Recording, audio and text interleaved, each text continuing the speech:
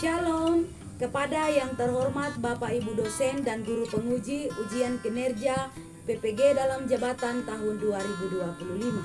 Perkenalkan, nama saya Rolita SPDK. Saya adalah seorang guru di SMK Negeri 1 Bungku Utara, sekaligus sebagai mahasiswa PPG dalam jabatan Pendidikan Agama Kristen tahun 2025 batch 1 di IAKN Ambon. Pada hari ini, Rabu tanggal 7 Mei 2025, saya akan melaksanakan ujian kinerja. Berikut ini ujian kinerja saya.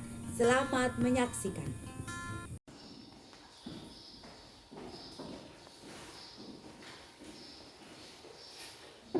Selamat pagi, Shalom. Shalom. Apa kabar hari ini? Baik, luar biasa, tetap semangat. Puji Tuhan, silakan duduk. Kita bersyukur kepada Tuhan saat pemilik kehidupan kita, di mana atas kasih dan penyertaannya kita masih diberi kesempatan untuk dapat hadir di sini untuk melaksanakan kegiatan belajar mengajar, khususnya mata pelajaran pendidikan agama Kristen. Sebelum kita memulai pembelajaran kita saat ini, kita akan memulainya dengan menyanyi dan berdoa. Karena itu, diberikan kesediaan salah seorang siswa untuk memimpin kita dalam ujian dan doa, diberikan kesempatan.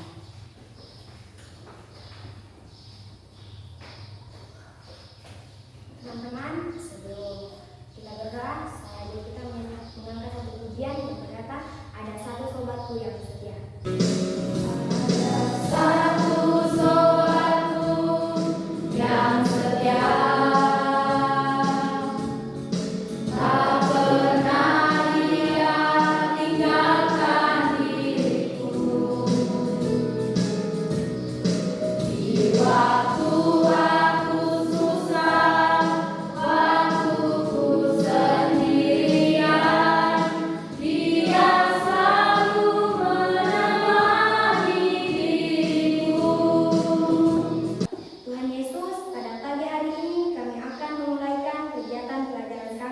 Sekiranya Engkau sertai dan bimbing kami, semoga apa yang kami pelajari hari ini dapat kami mengerti dan pahami. Dalam nama Tuhan Yesus kami berdoa, amin. Sebelum Ibu menyampaikan materi kita hari ini, Ibu mau absen dulu, kehadiran siswa sekalian. Siapa siswa yang hari ini tidak hadir? Fendi, kenapa dia? Mana dia? Oh, dia izin. Kemudian ada lagi? Henry, kemana Henry? Ya, anak-anakku sekalian, peserta didik yang dikasihi dan diberkati oleh Tuhan Yesus Kristus. Hari ini kita akan belajar pada materi kita di bab yang ke-8, yaitu prinsip setia, adil, dan kasih. Adapun tujuan pembelajaran kita yang pertama,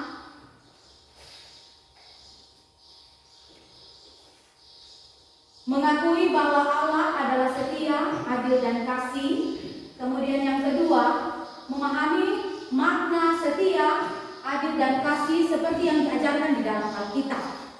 Kemudian yang ketiga, mencermati penerapan prinsip setia, adil, dan kasih dalam kehidupan sehari-hari.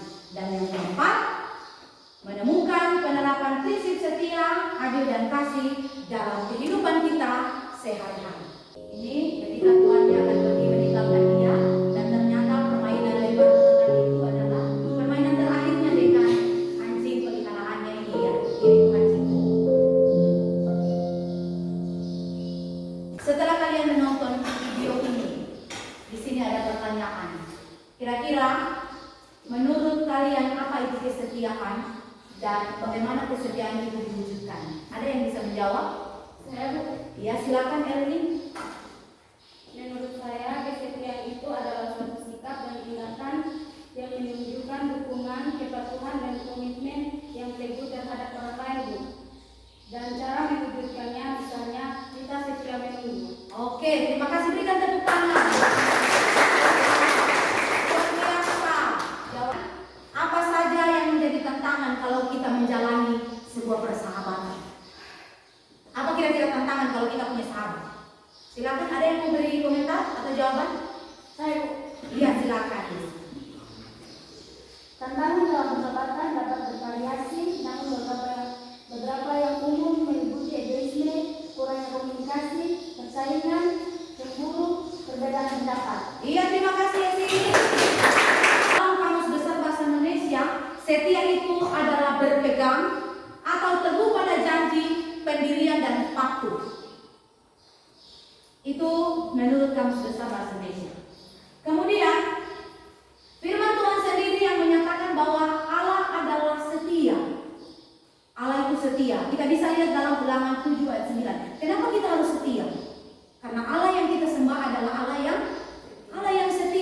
dari sini berarti kita sebagai umatnya tentu kita dituntut untuk setia. Nah, kita akan belajar dari salah seorang tokoh Alkitab yaitu Nabi Yeremia. Siapa itu Yeremia? Nah, Yeremia itu adalah seorang nabi yang ditemukan oleh Allah sejak dia di dalam kandungan ibunya. Ya, ayahnya adalah seorang imam namanya Hilkiah, dan ayahnya inilah yang menuturkan kitab Taurat. Yeremia ini sangat mengasihi bangsa Israel.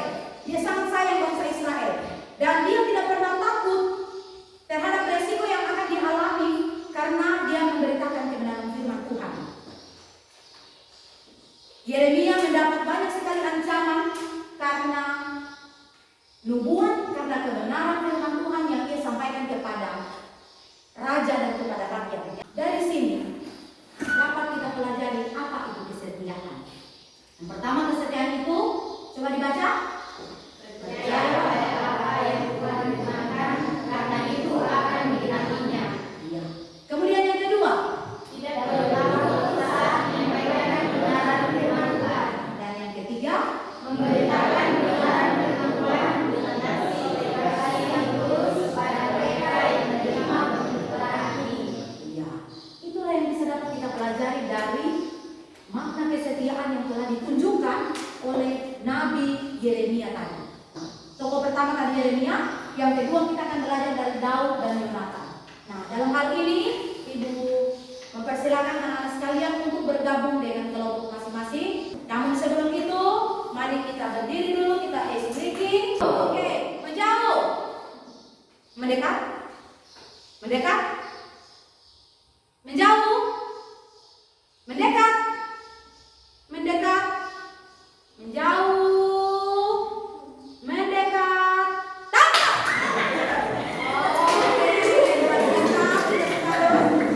Setelah menonton video, anak-anak sekalian berdiskusi dan mengisi LKPD yang sudah diberikan. Persahabatan antara Daud dan Yonatan adalah salah satu yang paling terkenal di dalam Alkitab. Yonatan adalah putra sulung Saul dan merupakan seorang putra mahkota, sedangkan Daud adalah pelayan Saul yang bekerja baginya untuk memainkan kecapi dan sebagai pembawa senjata Saul. Tetapi Tuhan telah memilih Daud untuk menjadi raja menggantikan Saul dan telah memberinya melalui perantaraan Samuel. Pada mulanya Saul sangat mengasihi Daud, namun setelah keberhasilan demi keberhasilan yang diperoleh Daud dalam peperangan membuat Saul menjadi iri hati dan membenci Daud. Karena ia takut Daud mengambil alih tahta kerajaan Israel daripadanya. Karena itu ia berkali-kali berusaha untuk membunuh Daud. Sedangkan Yonatan anak Saul sangat mengasihi Daud sehingga ia menolong Daud untuk melarikan diri dari Saul ayahnya. Silakan berdiskusi, harap semua kerjasamanya, teman-temannya untuk saling bekerja sama, jangan cuma ada yang bekerja sendiri ya.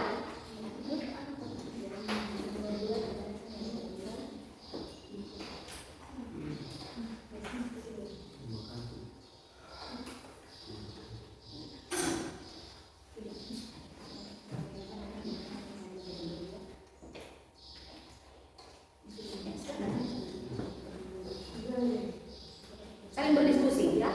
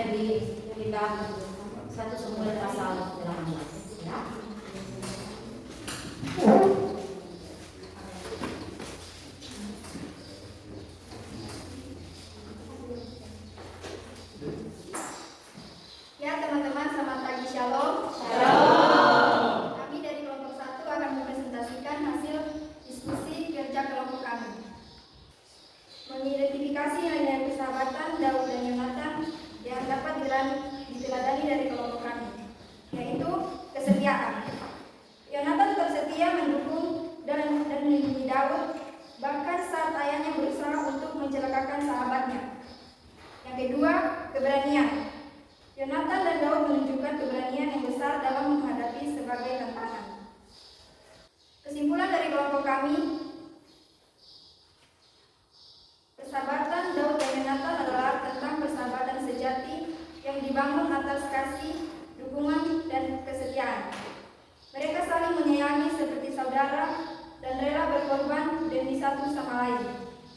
Bahkan di tengah situasi yang penuh tantangan, Yonatan menunjukkan kesetiaan yang luar biasa kepada Daud. Meskipun Daud menjadi rival dan ancaman bagi tahta Raja Saul, persahabatan mereka menjadi contoh persahabatan yang tulus dan abadi. Sekian dari hasil kerja kelompok kami pada saat ini. Saya ucapkan banyak terima kasih. Oke, kita berikan aplaus. Luar biasa presentasi dari kelompok 1. Sekarang kita beri kesempatan untuk kelompok 2. Siapa yang akan presentasi? Oke, Chelsea, silakan. Yang lain disilakan untuk menyimak. Identifikasi nilai-nilai persahabatan Daud dan Yonatan yang dapat diteladani. Yang pertama, pengorbanan. Yonatan rela mengorbankan haknya sebagai pewaris tahta demi persahabatannya dengan Daud. Yang kedua, dukungan tanpa syarat. Yonatan mendukung Daud tanpa syarat, bahkan saat situasi menjadi sulit. Komitmen yang kami dapatkan dari sisa Daud dan Yonatan yaitu kesetiaan tanpa syarat. Kesetiaan adalah dasar dari setiap hubungan yang kuat. Cara menerapkan kesetiaan tanpa syarat yaitu selalu hadir di saat penting dan jaga rahasia teman. Kesimpulan yang kami dapatkan dari kisah Daud dan Yonatan yaitu kisah persahabatan Daud dan Yonatan mengajarkan kita tentang arti persahabatan sejati yang didasarkan pada kejujuran, kepercayaan, kesetiaan, pengorbanan, dan cinta yang tulus. Meskipun dihadapkan pada banyak rintangan, mereka tetap setia satu sama lain, menunjukkan bahwa persahabatan sejati dapat mengatasi segala tantangan. Demikianlah presentasi dari kelompok kami. Kami ucapkan terima kasih. Selamat pagi. Shalom. Shalom. Terima kasih kelompok 2, presentasi yang sangat baik. Kita pindah pada kelompok 3. Siapa yang akan mempresentasikan? Ya, Jessica, silakan Jessica. Kelompok lain silakan menyimak. Selamat pagi. Shalom. Shalom. Di sini saya akan mempresentasikan hasil kerja kelompok kami. Persahabatan Daud dan Yonatan dalam kitab suci menggambarkan nilai-nilai penting seperti kesetiaan, kasih sayang, dan keberanian. Mereka menunjukkan persahabatan yang mendalam dan tidak terbatas. Bahkan di tengah perbedaan status sosial dan di situasi politik, nilai-nilai ini bisa diteladani dalam kehidupan sehari-hari. Misalnya, dengan membangun persahabatan yang kokoh, saling mendukung, dan tidak takut berjuang bersama. Persahabatan bisa membuat kehidupan kita menyenangkan.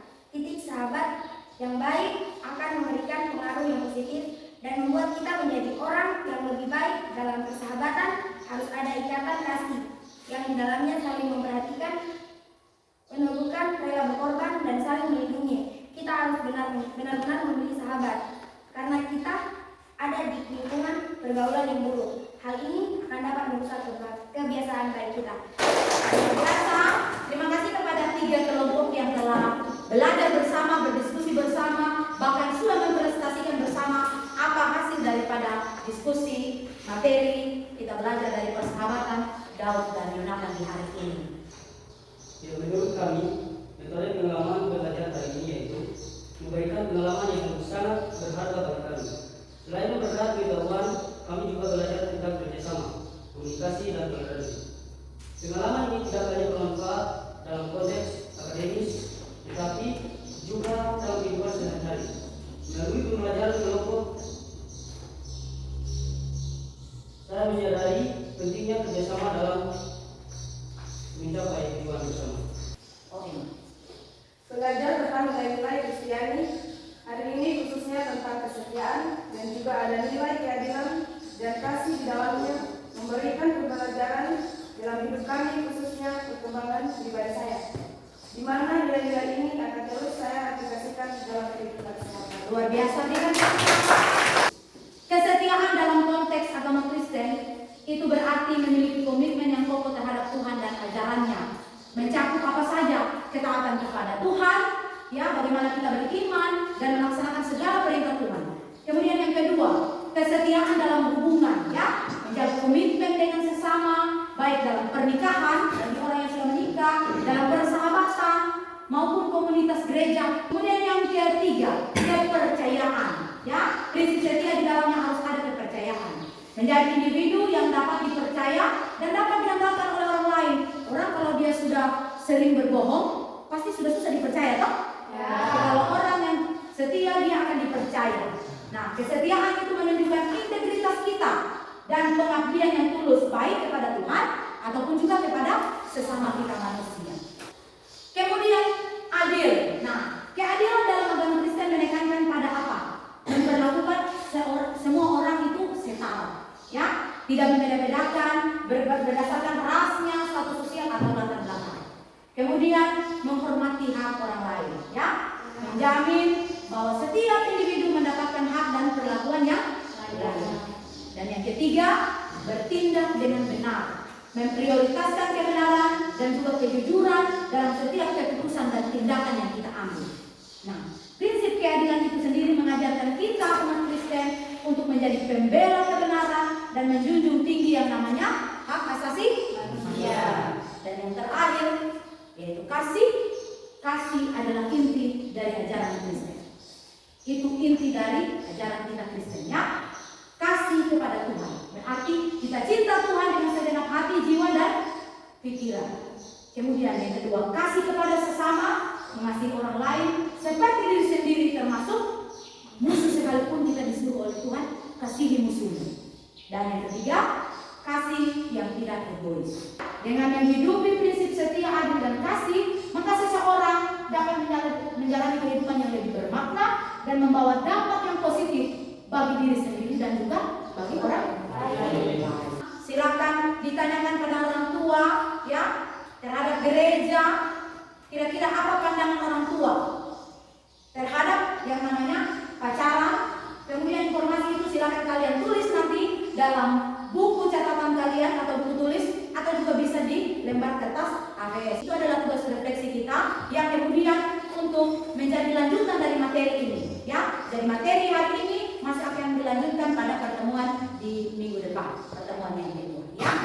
Demikian untuk materi kita hari ini.